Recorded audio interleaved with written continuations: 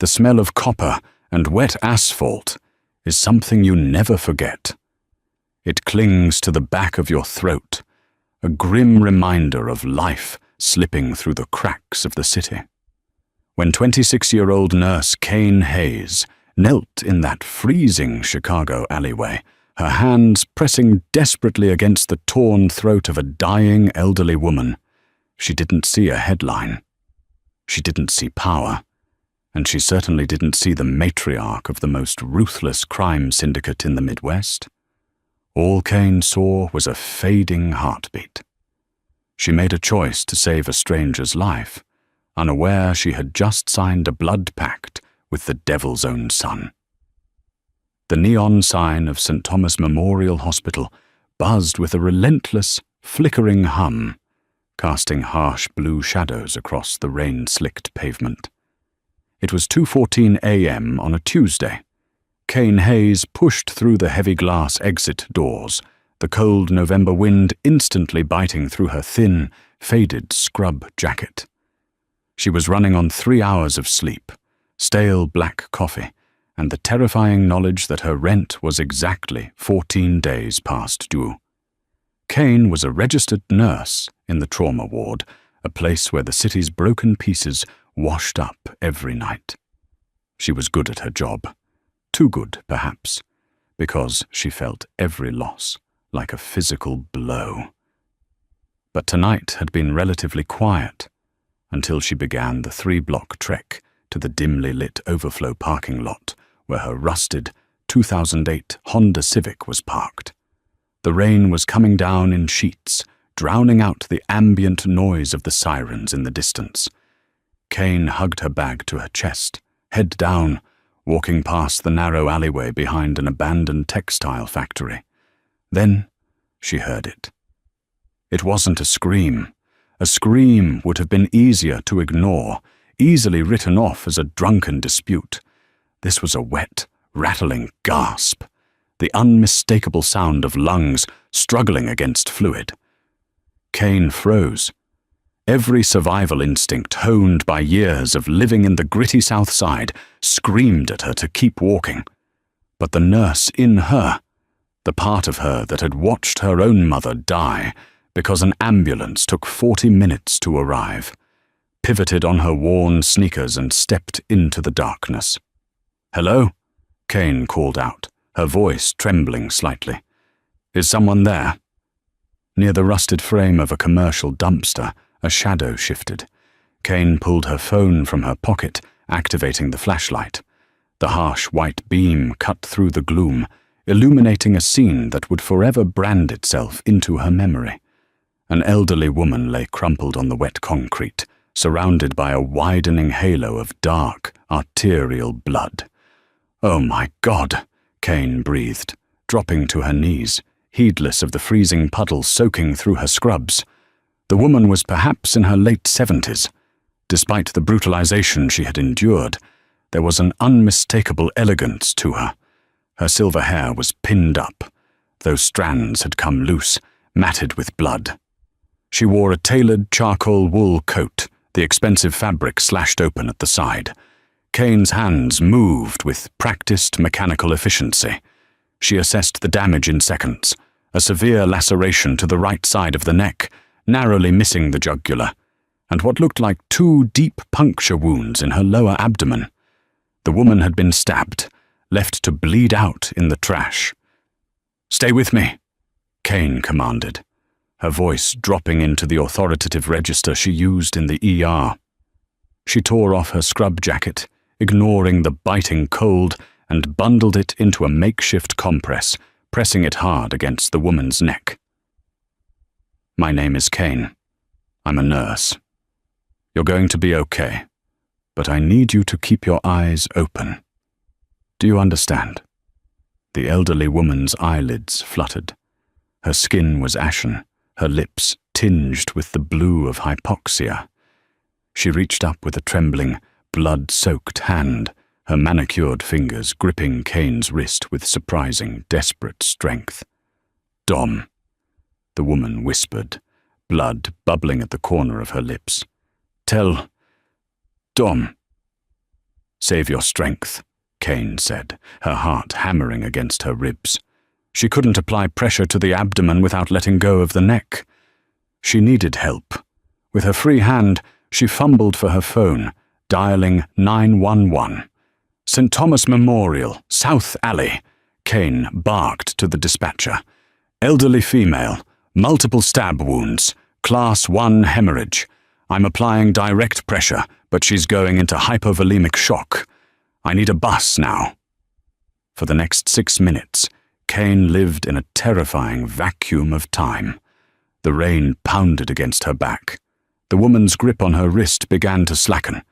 Kane talked to her non-stop, reciting the names of stars, the plot of movies, anything to keep the dying brain engaged. When the paramedics finally arrived, the alley erupted in blinding lights and shouting voices. Kane didn't step back. She climbed onto the gurney beside the woman, keeping her bloody hands locked on the wound, riding all the way to the trauma bay she had just clocked out from. Dr. Aaron Fisher, the attending on call, blinked in shock as Kane rolled in. "Hayes, I thought you went home." "Stab wounds to the neck and abdomen," Kane rattled off, stepping back only when the surgical team took over the airway. "Estimated blood loss is at least 2 liters.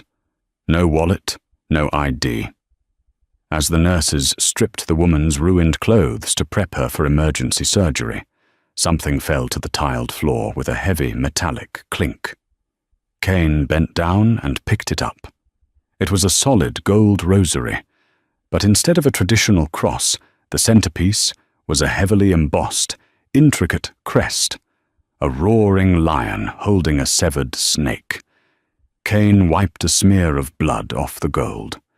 A cold shiver, entirely unrelated to her soaked scrubs, crawled down her spine. She slipped the rosary into her pocket for safekeeping, completely unaware that she was holding a beacon that would soon draw the most dangerous men in Chicago right to her doorstep. For 48 hours, the woman remained a Jane Doe in the intensive care unit. She had survived a grueling 6-hour surgery. Dr. Fisher had managed to repair the internal bleeding and stitch the neck wound, but her advanced age and the massive blood loss made her recovery precarious. Kane refused to go home. She slept in a vinyl chair in the break room, showering in the locker room, and checking in on the elderly stranger every hour. Her colleagues thought she was crazy. Nurse Brenda Walsh, a 20-year veteran with a sharp tongue, cornered Kane by the medication carts. "You're not Joan of Arc, Kane," Brenda scolded gently. "Social services will figure out who she is. You're off the clock. If a management catches you pulling unauthorized overtime just to sit with a Jane Doe, they'll write you up." "She was terrified, Brenda," Kane replied, staring at the floor. "And she was dressed in thousands of dollars worth of clothes, but nobody has called looking for her. It doesn't make sense. I want to be there when she wakes up." So she isn't alone. On the evening of the second day, the rhythmic beeping of the heart monitor shifted. Kane, who was sitting by the bedside reading a paperback novel, looked up. The woman's eyes were open. They were a piercing, lucid shade of hazel. Kane set her book down and approached slowly, offering a warm, exhausted smile. "Hi there. Welcome back." The woman blinked slowly, taking in the stark white walls, the IV lines snaking into her arms, and finally, the young woman with dark circles under her eyes. "You." The woman's voice was a dry, raspy croak. "The alley." "Yes." Kane poured a small cup of water and held a sponge swab to the woman's dry lips. "My name is Kane. You're at St. Thomas. You were hurt very badly, but you're safe now. Do you remember your name?" The woman's gaze hardened slightly, a flash of something steely and unyielding breaking through her frailty. "Carmela." "It's nice to meet you, Carmela," Kane said softly. "Do you have family we can call? A husband, children?" Carmela looked away, staring at the ceiling. I have a son. He is difficult to reach." She turned back to Kane, her expression softening. "You stayed. Why?"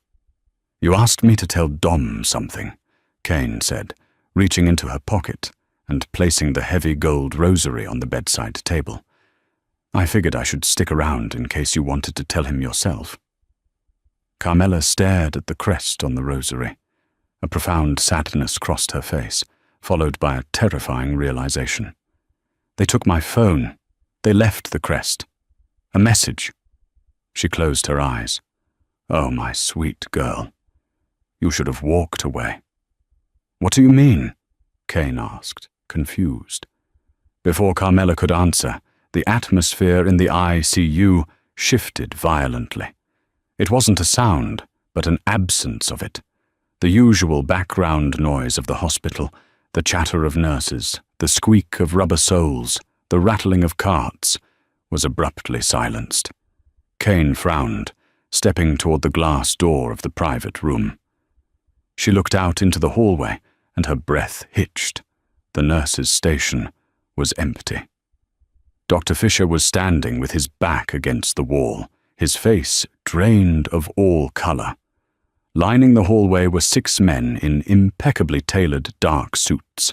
They were built like linebackers, their faces stone-cold, hands resting casually near the lapels of their jackets. The heavy double doors of the ICU swung open, and the temperature in the room seemed to drop 10 degrees. A man walked in. He was tall, perhaps 6'3", with broad shoulders that seemed to command the physical space around him. He wore a midnight blue suit over a black shirt, no tie. His dark hair was sharply cut, and his jawline looked like it had been chiseled from granite. A faint, pale scar cut through his left eyebrow. But it was his eyes that made Kane take a step back. They were a violent, storm cloud grey, utterly devoid of warmth. He didn't look at the doctors. He didn't look at the armed men flanking the hallway. He walked straight toward Carmela's room. Kane, operating on pure, irrational protective instinct, stepped in front of the door, blocking his path. "Excuse me," Kane said, her voice shaking despite her desperate attempt to sound authoritative. "This is a restricted area. Only immediate family." The man stopped. He looked down at her. The sheer force of his presence was suffocating. He didn't look angry. He looked predatory. He assessed her in a fraction of a second. Her faded scrubs, her exhausted posture, her defensive stance. "Move," he said. His voice was a low, resonant baritone, quiet but carrying the undeniable weight of absolute authority. "I am her nurse," Kane said, lifting her chin, though her knees were trembling. "I need to see your ID, and I need you to step back." One of the suited men behind him moved forward, a hand reaching out to grab Kane, but the tall man raised a single finger. The suited man instantly retreated. The tall man leaned in close. Kane could smell expensive cologne, leather, and something metallic, like gunpowder. "My name is Keelan Rossi," he whispered, his eyes locking onto hers. "That woman in there gave me life. If you do not step aside in the next 3 seconds, I will buy this hospital and have it bulldozed with you inside it." Kane's blood ran cold. Rossi, the Rossi family. Even in her exhausted state, she recognized the name. They didn't just run the organized crime in the city. They owned half the politicians and the police force. She was standing in the way of the devil himself. "Keelan." The weak, raspy voice came from inside the room. Keelan's terrifying facade cracked for a microscopic second. He bypassed Kane, pushing the glass door open, and approached the bed. The intimidating mob boss suddenly dropped to his knees beside the hospital bed, taking his mother's frail hand in his large, calloused ones. "Ma," he murmured, his voice cracking with an emotion Kane couldn't quite decipher. "I'm here, Dom," Carmela whispered, resting her hand on his dark hair. "I'm still here," Keelan turned his head slowly, looking back at Kane, who was hovering by the doorframe. His grey eyes were analytical, suspicious. The doctor said a civilian brought her in. Found her bleeding out in an alley. Yes, Carmela said. This is Kane. She saved my life, Keelan. She stopped the bleeding with her bare hands. She has not left my side for 2 days. Keelan stood up slowly. He walked over to Kane, towering over her. The silence in the room was deafening. He reached out, and Kane flinched, bracing for violence. Instead, his large fingers gently grazed the dried, brown flakes of blood, still clinging to the cuff of her scrub pants. His mother's blood. You saved her, Keelan stated. It wasn't a question. It was a fact he was struggling to process. In his world, people caused the bleeding. They didn't stop it for strangers. I just did my job, Kane whispered, her throat dry. No, Keelan replied, his voice a low rumble. You did a miracle, and the Rossi family always pays its debts. The next 48 hours were a blur of surreal anxiety for Kane. Keelan Rossi had essentially commandeered the entire ICU wing. His men stood guard at the elevators, scrutinizing every doctor and nurse who approached. Despite the blatant violation of hospital policy, the hospital administrators remained entirely absent, clearly terrified into submission. Carmela was transferred to a private, luxury suite on the top floor, a floor that usually catered exclusively to wealthy donors. Kane, at Carmela's explicit request, was assigned as her sole, primary nurse. While Carmela was warm, maternal, and surprisingly funny, Keelan was a looming phantom. He rarely spoke to Kane, but she felt his eyes on her. He watched how she checked IV drips, how she gently turned his mother to prevent bed sores, and how she managed her pain medication. He was assessing her, searching for the angle, the hidden motive. Men like Keelan Rossi didn't believe in pure altruism. On Thursday morning, Kane finally clocked out, practically dead on her feet. Her shift had ended at 6 a.m. She drove back to her cramped one-bedroom apartment in a rundown neighborhood on the south side. As she walked up the 3 flights of stairs, the familiar dread settled in her stomach. Today was the 15th. The eviction notice had been taped to her door 2 days ago. Her younger sister Sarah had passed away from leukemia a year ago, leaving Kane drowning in out-of-pocket medical bills and her own nursing school loans. She owed over $80,000 in total. She had $15 in her checking account. She turned the corner of her hallway and stopped. The bright pink eviction notice was gone. Frowning, Kane walked to her door. Taped to the wood where the notice had been was a thick, cream-colored envelope, sealed with red wax bearing the Rossi lion crest. Kane's hands shook as she broke the seal.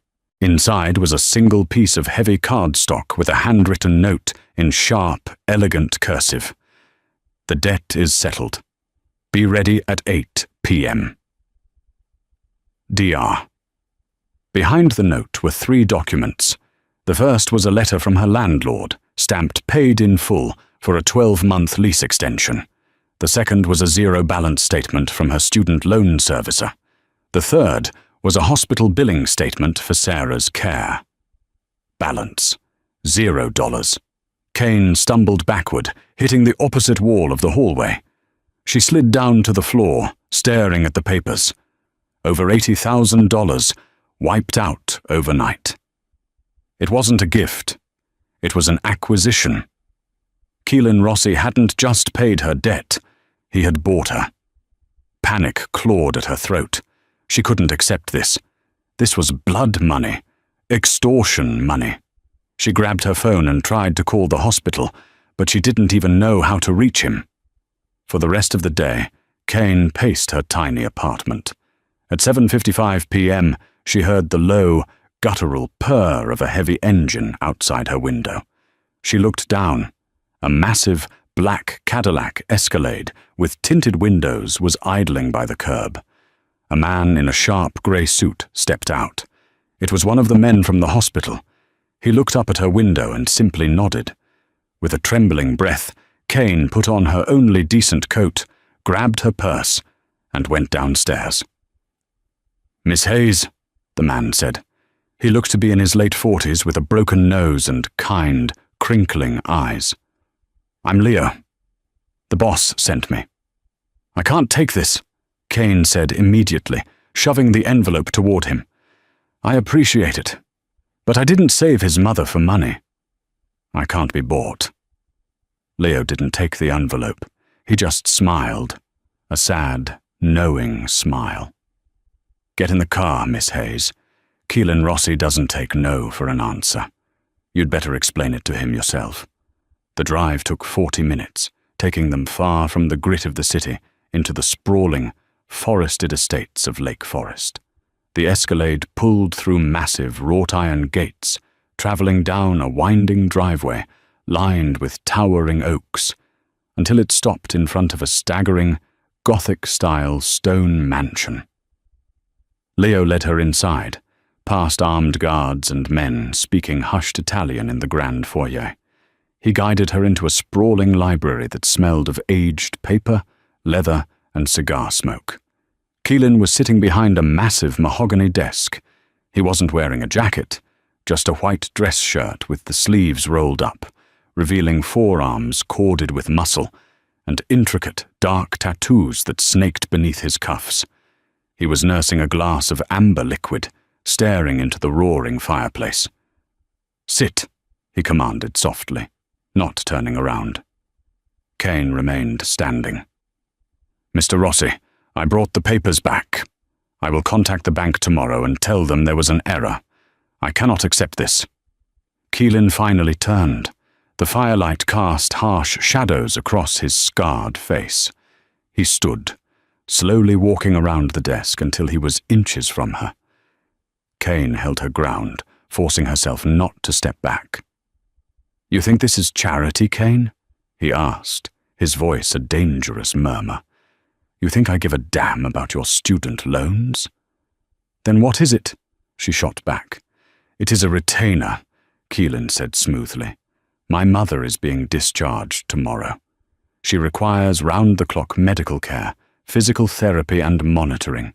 She refuses to have strangers in the house. She wants you." "I have a job at the hospital." "You had a job at the hospital," Keelan corrected.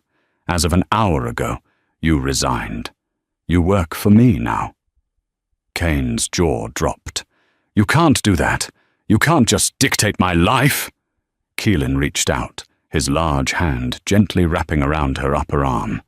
His grip was feather-light, but the implied threat was staggering. "My mother was attacked by the Mercer family.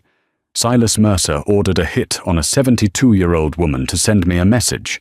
They failed, and now they know you are the reason she survived." Kane's blood ran cold. The man in the alley, the missing phone. "You're not a hero anymore, Kane," Keelan said, leaning in so close she could feel the heat of his breath. His grey eyes were intense, burning with a violent possessiveness. "You're a target. If you walk out of those gates and go back to your little apartment, you will be dead in 48 hours. You belong to the Rossi family now. I bought your debts, and I bought your life. I expect you to move in tonight." Kane stared at the ruthless, beautiful man in front of her, realizing with absolute clarity that she hadn't just saved a life in that alley. She had lost her own. The sunlight filtering through the sheer silk curtains of the East Wing guest suite was a stark contrast to the cold, damp misery of Kane's old apartment. She woke up the next morning in a king-sized bed with Egyptian cotton sheets, feeling entirely like a hostage. True to his terrifying promise, Keelan Rossi had not allowed her to leave. Leo, the soft-spoken enforcer, had been sent to her apartment to pack her meager belongings. By midnight, Kane had been installed in a room adjacent to Carmela's newly outfitted medical suite on the estate's ground floor. The medical setup was staggering. Keelan hadn't just bought equipment, he had replicated a state-of-the-art ICU. There were cardiac monitors, a locked pharmacy cabinet, stocked with heavy-duty narcotics, and an oxygen filtration system. He had even flown in Dr. Harrison Sterling, a highly discreet trauma surgeon affiliated with Northwestern Memorial's private concierge wing, to oversee Carmela's initial discharge assessment. Kane spent the first 3 days operating in a state of high-functioning shock. She fell back on her training, throwing herself into Carmela's care to avoid confronting the reality of her captivity. She checked vitals, managed the intricate schedule of antibiotics and painkillers, and gently guided the elderly matriarch through painful physical therapy exercises. Carmela was an anomaly. In her silk pajamas, sipping chamomile tea and doing crossword puzzles, she looked like any beloved grandmother. But then Kane would overhear her speaking in rapid-fire Italian to Leo, casually authorizing the hostile takeover of a Southside shipping union or discussing the removal of a problematic alderman. The cognitive dissonance made Kane's head spin. And then there was Keelan. He was a constant, suffocating presence. He ran his criminal empire from the sprawling library down the hall, but his grey eyes always seemed to find Kane. He watched her measure out liquid morphine. He watched her change his mother's bandages. He rarely spoke, but when he did, his voice was a low, commanding rumble that sent a shiver down Kane's spine. Late on her 4th night in the house, Kane found herself in the massive industrial-grade kitchen. She couldn't sleep. The quiet of the Lake Forest estate was unnerving compared to the constant sirens of her old neighborhood. She was stirring a mug of hot milk when the kitchen door swung open. Keelan walked in. He looked exhausted. The sharp lines of his tailored suit were gone, replaced by grey sweatpants and a tight black t-shirt that clung to his broad chest and the heavy musculature of his arms. The pale scar through his eyebrow looked more pronounced in the dim light of the refrigerator. He paused, clearly not expecting her to be awake. "Is my mother in pain?" he asked immediately, his posture going rigid. "No," Kane said, clutching her warm mug. "She's sleeping soundly. Her vitals are perfectly stable. I just couldn't sleep." Keelan grabbed a bottle of water, twisting the cap off with a sharp snap. He leaned against the marble island, watching her. "You're adjusting poorly to the quiet." "I am adjusting poorly to being kidnapped, Mr. Rossi." Kane shot back, the exhaustion finally eroding her filter. Keelan's jaw clenched. He took a step toward her, closing the distance until she had to tilt her head up to look at him. The smell of cedar, gun oil, and clean sweat washed over her. "I told you," he murmured, his voice dropping to that dangerous, intimate register. "If you had stayed in your apartment, Silas Mercer's men would have found you. They know my mother survived. They know a nurse from St. Thomas held her neck together. They are systematically bribing hospital staff to find your name. So I have to stay locked in this mansion for the rest of my life?" Kane demanded, her voice trembling with a mixture of fear and defiance. "I'm a nurse, not a mafia princess. I have a life." Keelan lifted a hand. For a terrifying second, Kane thought he was going to grab her throat. Instead, his knuckles gently brushed against her cheek, tucking a stray lock of hair behind her ear. The touch was so tender, so entirely at odds with the violence he represented that it made her breath catch. "Silas Mercer is a dead man walking," Keelan said softly, his grey eyes darkening with lethal intent. "It is only a matter of time before I find the rat in my organization who fed him my mother's location. Once Mercer is handled, the threat to you is neutralized." "And then I can go?" Kane whispered, her heart hammering wildly against her ribs. Keelan stared down at her lips, then back up to her eyes, The silence stretched, heavy and thick with unspoken tension. "Then," he finally said, his voice rough, "we will see if you still want to leave." He turned and walked out of the kitchen, leaving Kane trembling in the dark, entirely unsure if she was terrified of him or terrified of the sudden, treacherous flutter in her own stomach. By the end of the second week, Carmela's recovery hit a snag. A localized infection had flared up around the surgical site on her abdomen. While Dr. Sterling had prescribed heavy antibiotics, he insisted on a specialized CT scan to rule out an abscess, equipment that even Keelan couldn't easily smuggle into a residential estate. Arrangements were made in absolute secrecy. They would transport Carmela to a private diagnostic imaging center, located in a secure high-rise overlooking Lakeshore Drive. The facility was owned by a shell corporation tied to the Rossi family. Kane felt the tension radiating off the security detail that morning. Keelan was a coiled spring. He wore a Kevlar vest beneath his tailored black suit, and Kane saw the heavy, matte black grip of a Glock 19 holstered at his hip. "You stay in the center of the vehicle," Keelan ordered Kane as they loaded Carmela into the back of a heavily armored Mercedes Sprinter van. "Leo drives. I am in the passenger seat. 2 chase vehicles behind us, 1 in front." "It's just a scan, Dom," Carmela sighed, waving a dismissive diamond-ringed hand.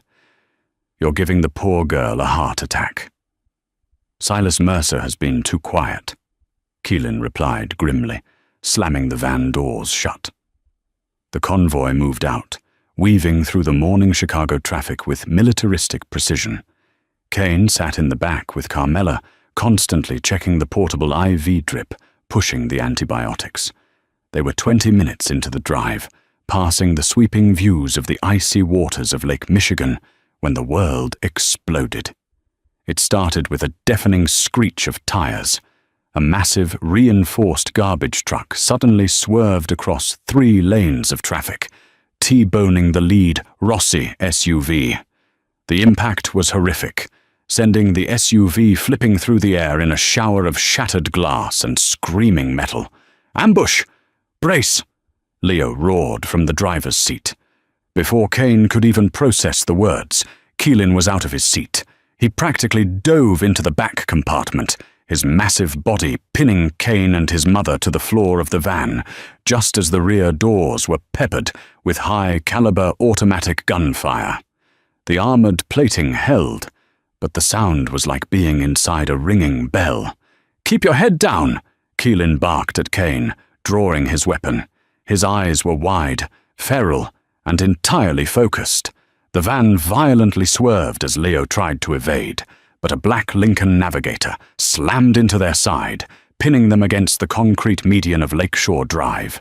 "They've boxed us in, boss," Leo shouted over the sound of returning fire from the surviving chase vehicles. Bullets spider-webbed the bulletproof glass of the windshield. "Call the cleaners. Tell them we are compromised on the drive," Keelan ordered, kicking open the side door of the van. He looked back at Kane. "Do not move from this spot. Do you understand me? If a man comes through this door, and he is not me or Leo, you take this, and you pull the trigger." He unholstered a smaller, silver backup pistol from his ankle and shoved it into Kane's trembling hands. Before she could protest, Keelan was out the door. The sheer volume of gunfire outside was deafening. Kane huddled over Carmela, shielding the frail woman with her own body, tears streaming down her face. She was a nurse. She was trained to save lives, not take them. The cold metal of the gun in her hand felt like a live grenade. Minutes stretched into an eternity. Kane heard men shouting, the sickening thud of bodies hitting the asphalt, and the distinct, rhythmic crack-crack-crack of Keelan's pistol. Then, abruptly, the firing stopped. The sudden silence was punctuated only by the wail of approaching sirens in the distance. The side door was wrenched open. Kane screamed, raising the silver pistol, her finger shaking on the trigger. "Drop it, it's me!" Keelan yelled. He climbed into the van, breathing heavily. His immaculate suit was ruined, dusted with glass and concrete, but it was the dark, rapidly expanding stain on the left shoulder of his jacket that made Kane drop the gun. "You're shot!" Kane gasped, her medical training instantly overriding her panic. "It's a through and through. Leo is dead," Keelan said, his voice frighteningly hollow. He looked at the driver's seat. Kane caught a glimpse of Leo slumped over the steering wheel, blood pooling on the dashboard. Her stomach violently heaved. The kind man who had driven her to the estate was gone. "We have to move, now," Keelan commanded, grabbing a trauma kit from the wall of the van. He looked at Kane, his steely gaze locking onto her terrified eyes. "Can she walk?" Yes, with help," Kane stammered, scrambling to unhook Carmela's portable IV. "Good." Keelan grabbed Kane's arm, pulling her out of the van into the freezing Chicago's air. The highway was a war zone of burning vehicles and bodies. "We are walking away before the police arrive. You are going to patch this shoulder up in a safe house, and then I am going to find Silas Mercer, and I am going to burn his entire world to ash." The sirens on Lakeshore Drive faded into a chaotic, distant wail as Keelan dragged Kane and his mother through the labyrinthine alleys of the South Loop. They abandoned the flaming wreckage and hijacked a rusted 1998 Ford Taurus, idling outside a bodega.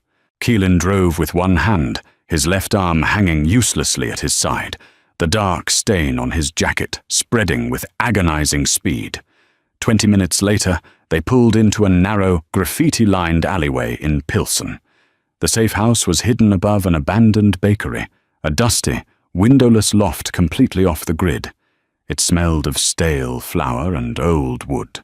Keelan locked the heavy steel door behind them, throwing 3 deadbolts before his knees finally buckled. He collapsed against the exposed brick wall, his breath coming in shallow, ragged gasps. "Keelan!" Carmela cried out, clutching her abdomen as she hobbled toward him. "I'm fine, Ma," he gritted out, though his face was a terrifying shade of grey. He looked at Kane, his eyes burning with feverish intensity. "Bag. Table. Now." Kane didn't freeze. The panic that had paralyzed her in the van evaporated, replaced by the icy, clinical focus of a trauma nurse. She practically tore the trauma kit open, spreading gauze, iodine, hemostats, and a bottle of high-proof whiskey across the scarred wooden dining table. "Get his jacket off," Kane ordered Carmela, her voice completely steady. She cut away Keelan's blood-soaked shirt.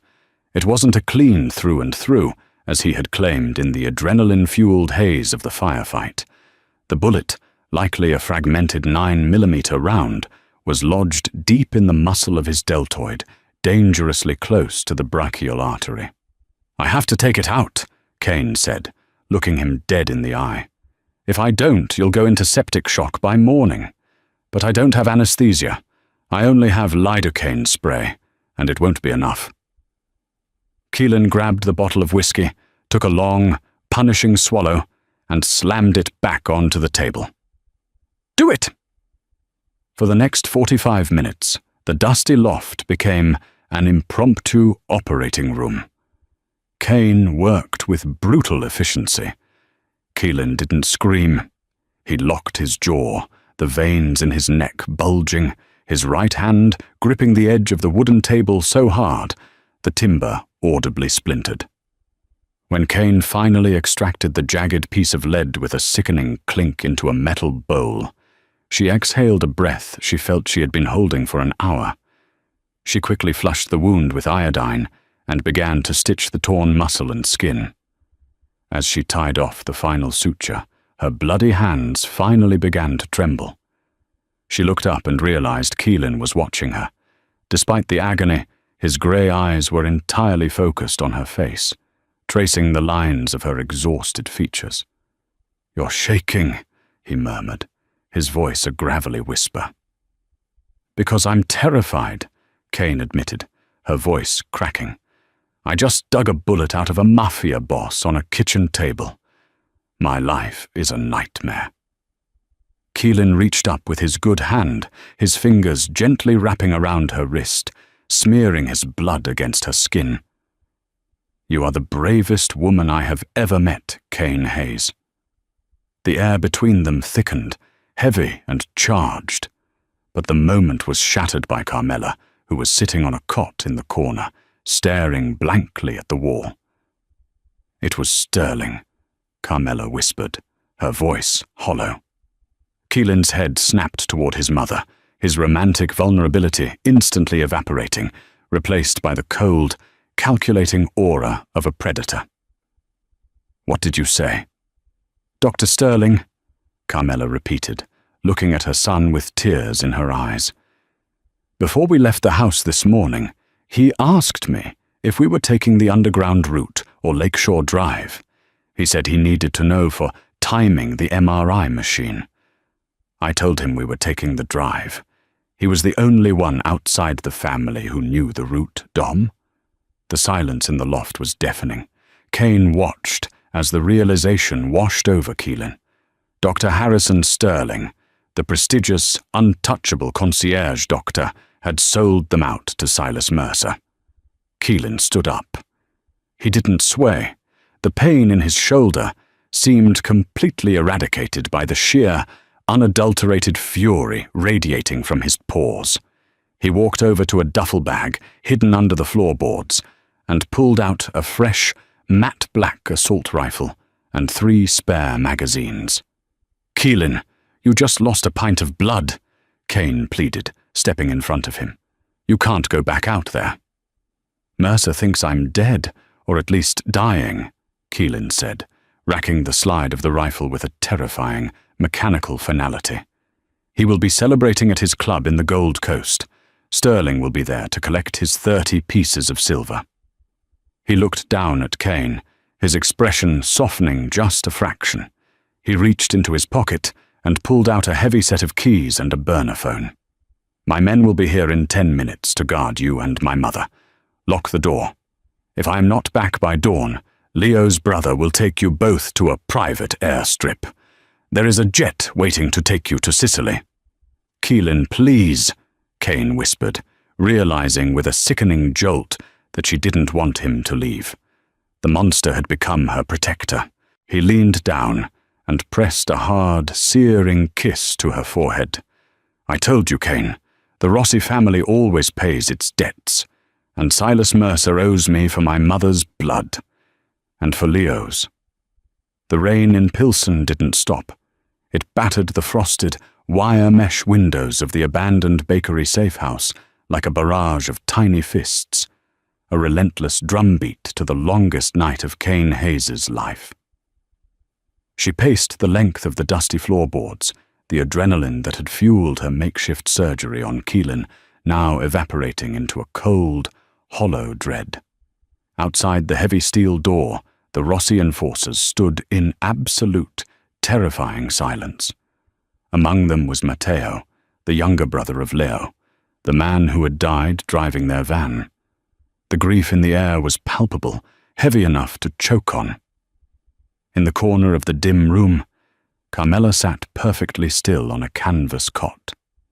She was clutching the gold rosary Kane had returned to her weeks ago, her lips moving in a silent, continuous prayer. "How do you do it?" Kane whispered, her voice cracking as she stopped her pacing. She wrapped her arms around her own torso, shivering despite the heavy wool blanket draped over her shoulders. "How do you sit there knowing he's out there doing what he's doing?" Carmela opened her hazel eyes, the exhaustion etching deep canyons into her face. "You think I am at peace, Kane? I am a mother. Every time my son walks out the door, a piece of my soul fractures." She patted the empty space on the cot beside her. "Sit with me." Reluctantly, Kane crossed the room and sank onto the stiff canvas. "Keelan was not born for this life," Carmela said softly, staring at the flickering shadows cast by a single, bare bulb overhead. "He was going to be an architect. He studied at Cornell. He loved the clean lines of things, the mathematics of buildings. But when he was 22, his father, Giovanni, was gunned down outside a steakhouse on Rush Street. It was a power grab by the Irish syndicates. They thought without Giovanni, the Rossi family would crumble. Carmela turned her head, fixing Kane with a look of profound, tragic gravity. They didn't realize what they had woken up. Keelan came home for the funeral, put away his blueprints, and went to war. He became the monster they forced him to be, so that the rest of our family could survive. He absorbs the sins of this world so we don't have to. Tonight, he's out there absorbing Silas Mercer's sins. For me, and for you. Kane squeezed her eyes shut, a tear slipping free to cut a hot track down her cheek. The image of the brutal, terrifying mafia boss studying architecture, dreaming of building things rather than destroying them, broke her heart in a way she wasn't prepared for. At exactly 5:14 a.m., the heavy deadbolts retracted with a metallic clatter that sounded like a gunshot in the silent room. Kane shot up from the cot, her heart hammering wildly against her ribs. Keelan walked in. He looked like a man who had crawled his way back from hell itself. His clothes were soaked through, plastered to his large frame by the freezing Chicago rain, and a copious, horrifying amount of blood that was distinctly not his own. The left side of his face was deeply bruised, his split lip still bleeding sluggishly. He was limping heavily on his right leg, his chest heaving with exertion. But his eyes, those violent, storm cloud grey eyes, were terrifyingly calm and razor-sharp. He didn't say a word. He limped directly to the scarred wooden dining table where Kane had operated on him hours earlier. He reached into his ruined trousers and dropped a heavy gold signet ring onto the wood. It hit the table with a dull, final thud. It bore the crest of the Mercer family, a coiled serpent. Carmela slowly stood up, looking at the ring. She crossed herself, kissing her thumb, and let out a long, shaky breath. It was over. Silas Mercer was dead. The war that had started in a dark alley behind St. Thomas Memorial Hospital was finally won.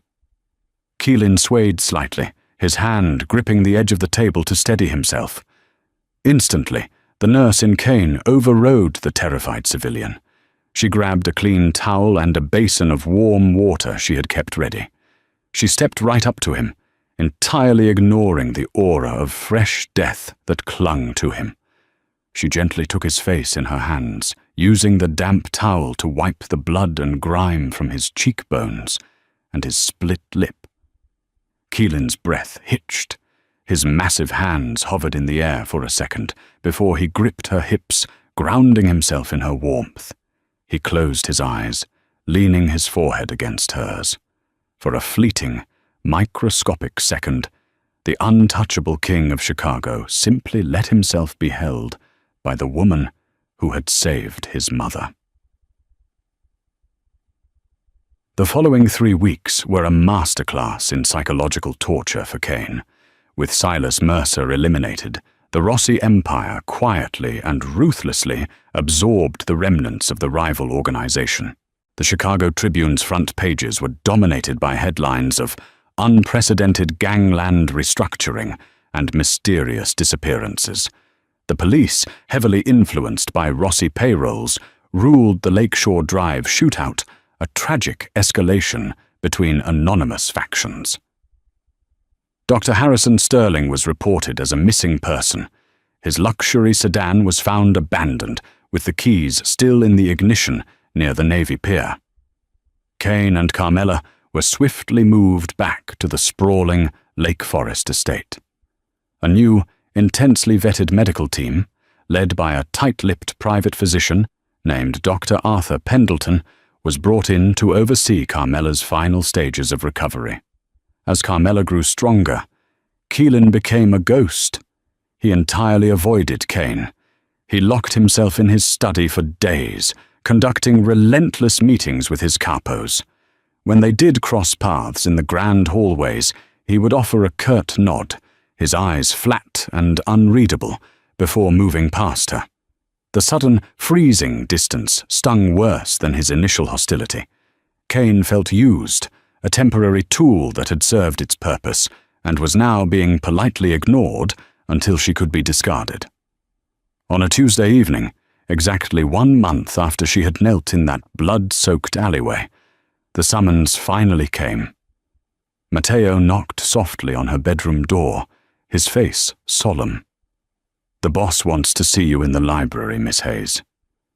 Kane changed out of her scrubs, a habit she had kept out of comfort, and put on a simple black dress. She walked down the long, carpeted corridor, her stomach twisting into painful knots. The heavy mahogany doors of the library were open. The room smelled of expensive scotch, aged paper, and cedarwood. Keelan was standing by the roaring fireplace. He wore a tailored charcoal suit that perfectly hid the bandages still wrapped around his healing shoulder. On his massive desk sat a thick manila folder, a leather passport holder, and a sleek, aluminum Halliburton briefcase. "Sit," Keelan said softly, not turning around. Kane walked to the heavy leather armchair opposite the desk and sat down, keeping her spine rigid. "Your mother's latest blood panels came back perfectly clear today. Dr. Pendleton says the infection is entirely gone." "I know." Keelan turned, his face an impassive mask. "Her recovery is a miracle entirely orchestrated by you, which brings us to our final piece of business." He stepped behind the desk and popped the latches on the aluminum briefcase. He spun it around so Kane could see inside. It was packed to the brim with neatly banded stacks of $100 bills. "There is $2 million in untraceable cash in this case," Keelan stated, his voice devoid of any inflection. He tapped the manila folder. "This contains the deed to a secluded, fully staffed villa in Tuscany. The property taxes are paid for the next 20 years. Finally, he picked up the leather passport holder and tossed it onto her lap. "The passport is a flawless federal forgery. It belongs to a woman named Claire Harper, a clean slate, a new life." Kane stared at the passport, then up at the briefcase, her mind reeling. "You're kicking me out."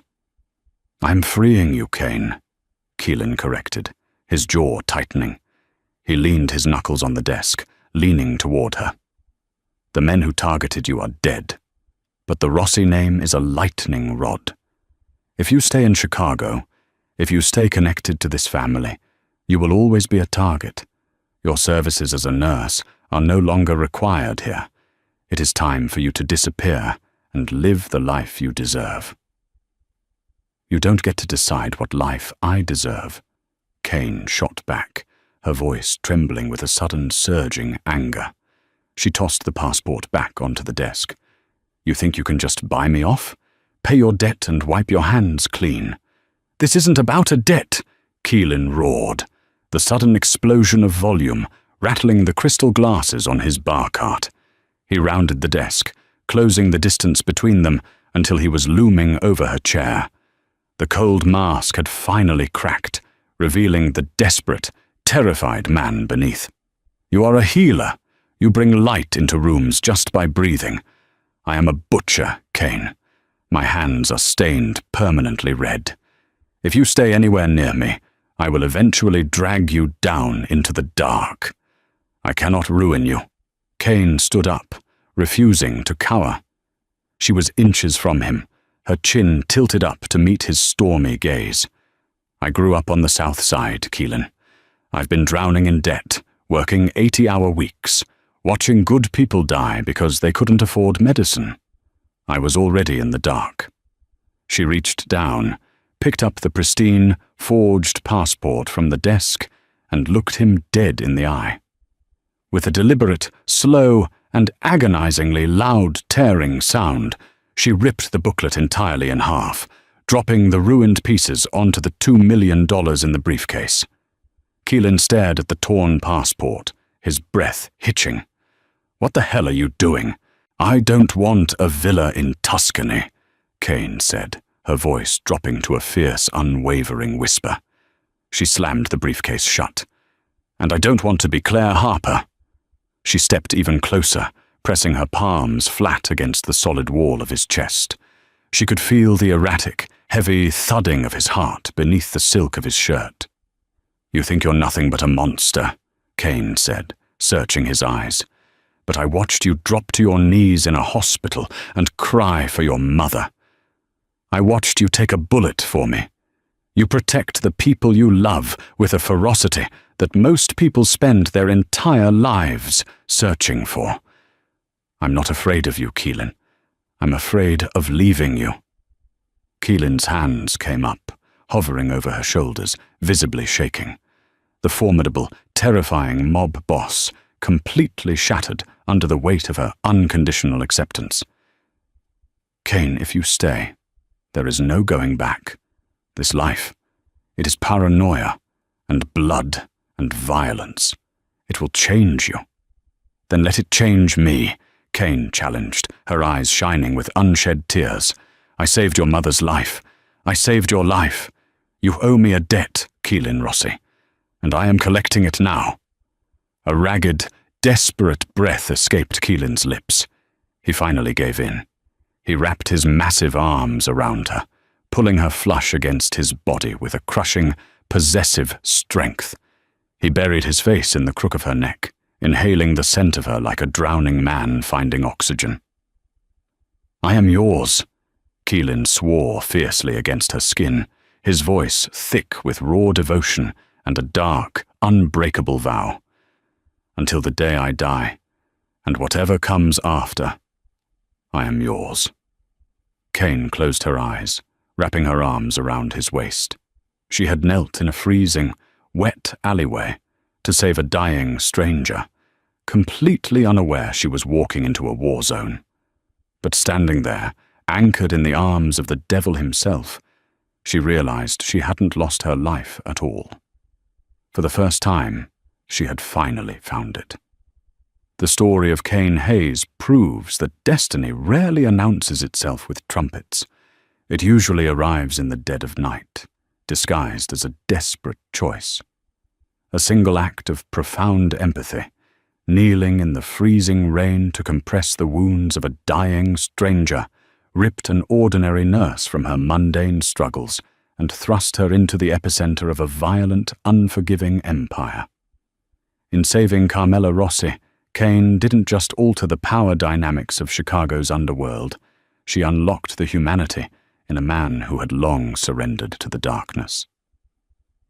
A poor nurse saved a dying elderly stranger, unaware she was a mafia boss's mother, is a testament to the chaotic, transformative power of mercy. It shows us that true strength isn't found in pulling a trigger, but in having the courage to heal the broken, even when they belong to the shadows.